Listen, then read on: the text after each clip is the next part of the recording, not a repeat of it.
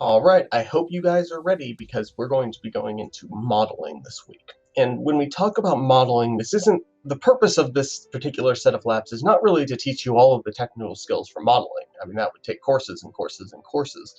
Rather, this is to teach you kind of the fundamental basics of how we think about models, what the purpose of a model is, and walk you through some very, very kind of different classes of models with different types of goals. The challenge here is that all models are reduced representations of data, right? In an optimal world, we would be able to just look at a big data set and intuitively understand the answer to whatever question we want. That would be great if our brains could process that much information. Unfortunately, in practice, our brains are simply not that powerful. And so models allow us to kind of abstract away information that's less important to us and really focus on very specific answers within data. But that comes at costs. It comes at costs of complexity, it comes at costs of time, and it comes at costs of data loss. We actually, you're not looking at all of the data. By definition in a model, you're throwing some data out, you're reducing data down, and so you lose some information. All right, so let's go ahead and get started. First, we're going to be using GitHub again to get our data. So this time we're going to use GitHub within Python. Last time we used it from our command line. So the first thing I'm going to do is a pip install git python. And you'll note, of course, this exclamation mark here. You only have to run this once, so we're only going to run this one time. And mine is already installed. So yours will go through an installation process. Mine already has these requirements satisfied. Now that that's installed, I'm going to do an import git. That's the new thing that I just imported.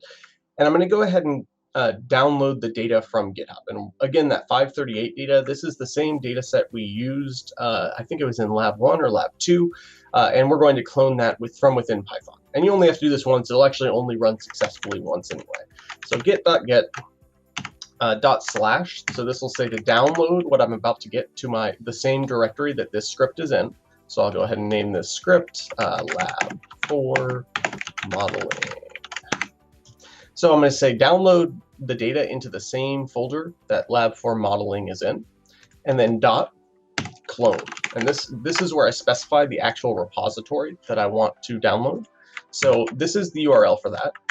I'm not going to go into how to get this URL again, but if you need a refresher, you can go back to the lab on GitHub and get a reminder of how you actually find that URL. So I'm going to go ahead and run this. And what this will do, this will take a moment, is it's going to go to GitHub and actually download this data set, these data sets, and save it into this home directory. What you'll see on your home page here is we now have this new folder called data. You'll remember this is the lab 4 modeling file that I just created with that nice exclamation mark, and then my data folder that I just downloaded. So if I click in here, I can see all of these different data sets. If I scroll down to, you'll see the data set we're using here today. Hit Control F on my keyboard and type in COLL. There it is. So college-majors. And you can see these are the actual data sets and files that we'll be using for this week's lab. So this is what we downloaded from GitHub and what we'll be using. And so we're going to test to make sure that that all loaded correctly. And the way that we'll do that test is we will run this line. So we're going to run this line of code, again, just making sure that this all loads in correctly. So we'll run this. And then I'm going to type in df to see what we actually, loaded. And here we go. So this is the data frame that we are actually going to be working with to summarize in this lab. Now, before we go any farther, there's a couple of small things that we'll want to do in our code up here. The first is, in addition to importing pandas, we are also going to want to import math. So literally, import math. We're done. We've solved math. And then above this as well, we want to type in %matplotlib inline. Don't worry about either one of these. This import math we're going to just use a little bit later, and the matplotlib inline we're also going to be using a little later. I'll tell you why we have both of these when we get to them in the code. I just want to put them here now so that we don't forget. So let's take a look at what we have. So this particular data set is a data set that was created again by 538 that looks at, for a whole range of different majors, and relatedly their major categories. So you can see down here they're kind of in different categories. How many individuals are unemployed within that particular major, and how many and what their salaries are, the individuals that are employed.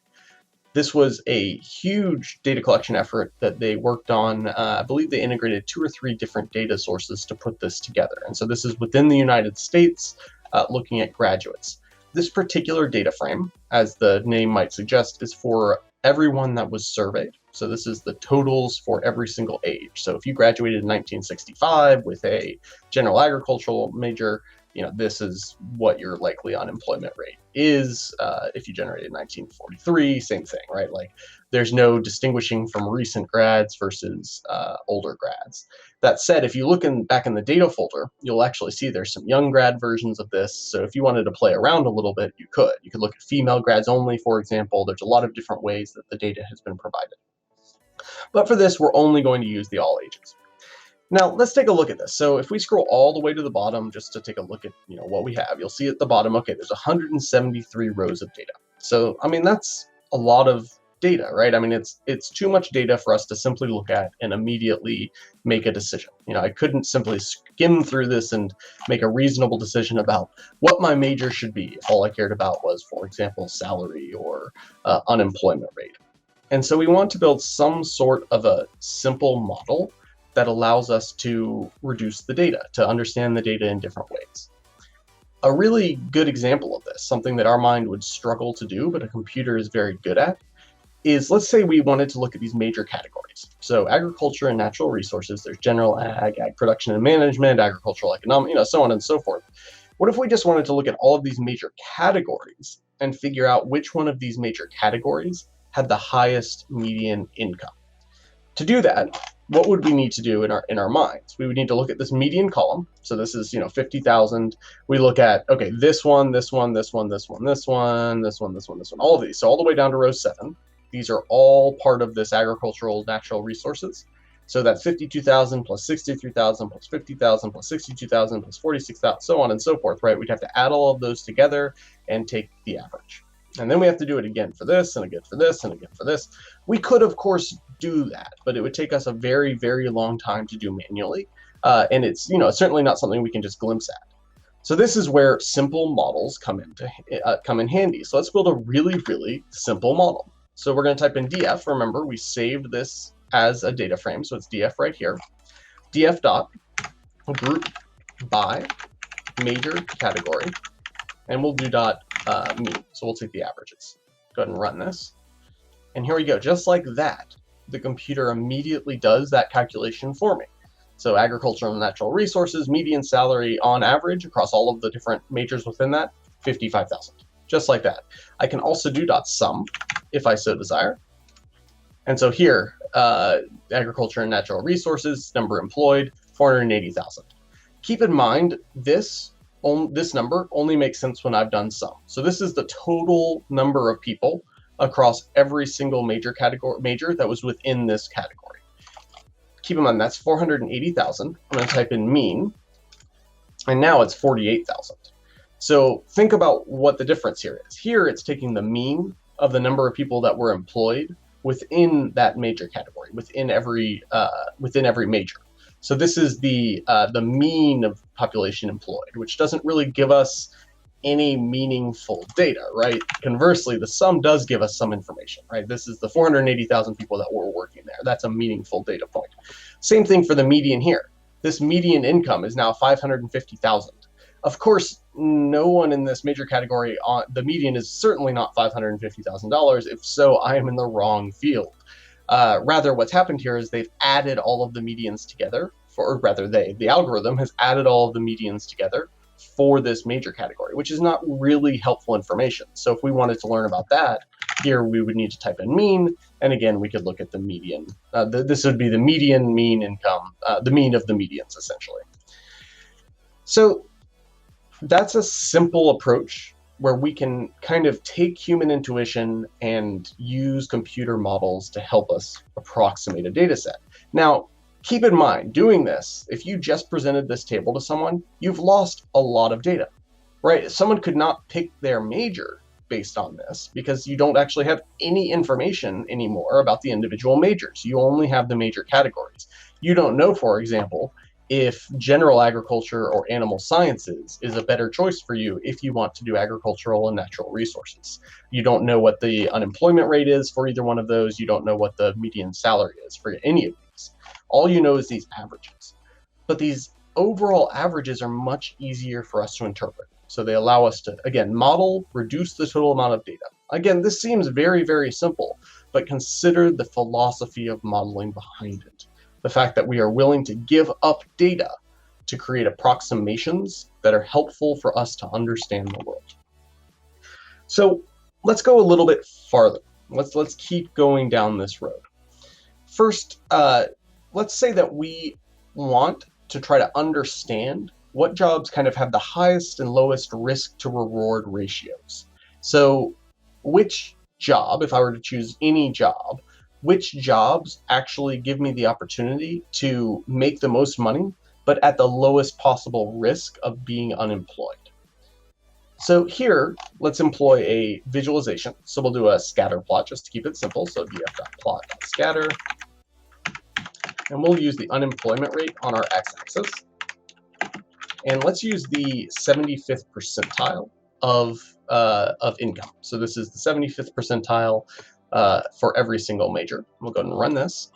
And here's a very simple scatter plot. Now, this scatter plot tells us, look, this particular point, this has a very, very high unemployment rate and a relatively low salary. Conversely, this point right here has a pretty, average, a little bit below average unemployment rate and a very, very high salary. So we'd be very interested in this particular point. We'd probably be interested in this point and this point as well. These are points that have relatively low unemployment rates, but still much higher than average salaries. But this tool, right, this particular visualization doesn't give us any real information. I'm going to refer to this as a model, and you'll see why later. Even though this is just a scatter plot, it's a simple visualization, this is one kind of a model to understanding the world. Basically, what I'm saying is that I have a preference for points that are somewhere in this area, and I need to figure out what those points are. That's the model I'm trying to achieve. So to do that in a better way, we're going to use a different tool called Plotly. So again, we're going to do this pip install, and this time we're going to do Plotly. I'm going to run this, but of course, for me, it will already have been installed, so it will only take a moment. For you, it will take a little bit longer. And here we're going to import Plotly Express as we'll do px. And so Plotly Express, this is just another library for making visualizations that are a little bit more powerful. So let's start very simple. I'm going to create a new visualization. I'm going to create a figure. So I'm going to type in figure. And my figure is going to equal px. Again, this is Plotly Express. We imported it as px just so I could type in px here. It's a lot shorter. Dot scatter.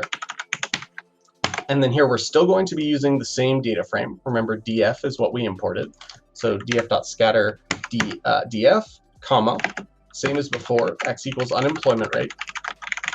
And then we'll have y equals p75. So I'm going to go ahead and do fig.show, figure.show.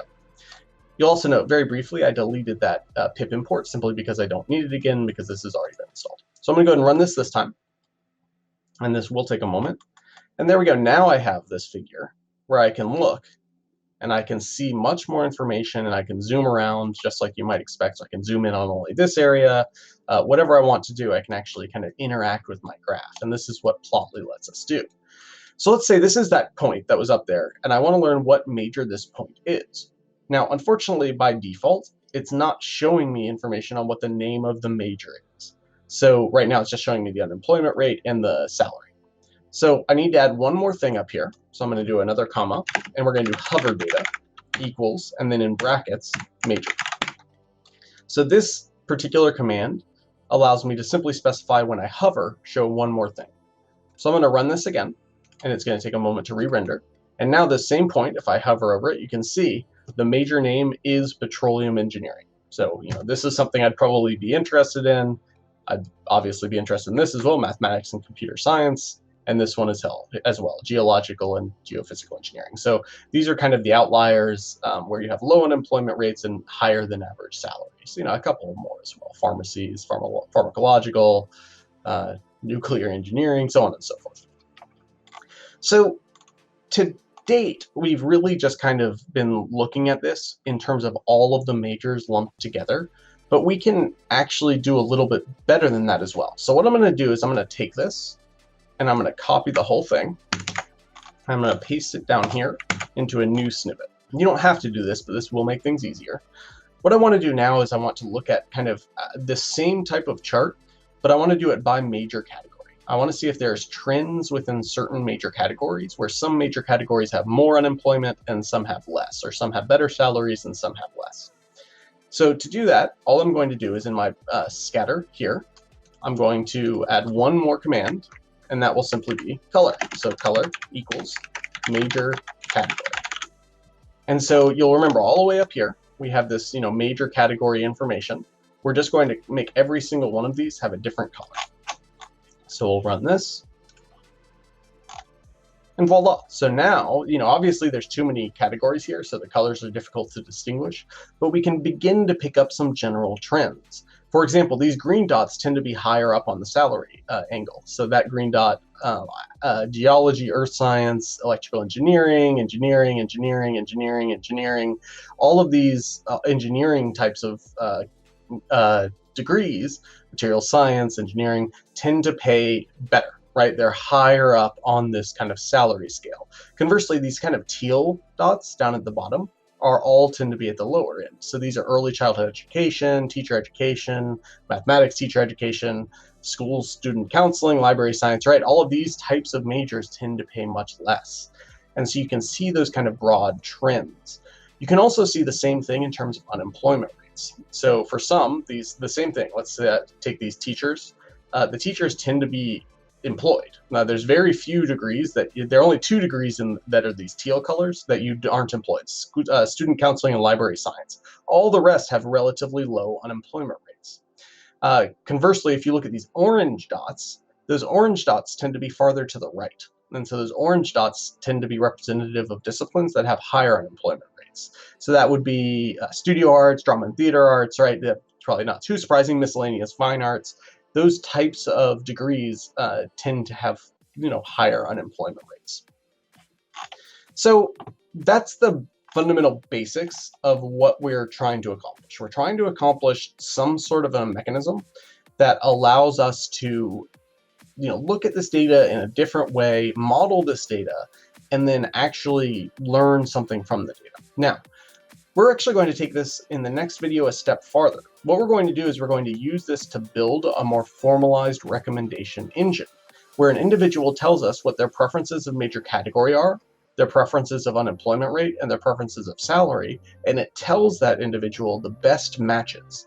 It's going to be the same thing that we did intuitively, where we kind of say, okay, I want to be somewhere up here, high salary, low unemployment rate, and you pick the closest dots. We're going to do the same thing but programmatically.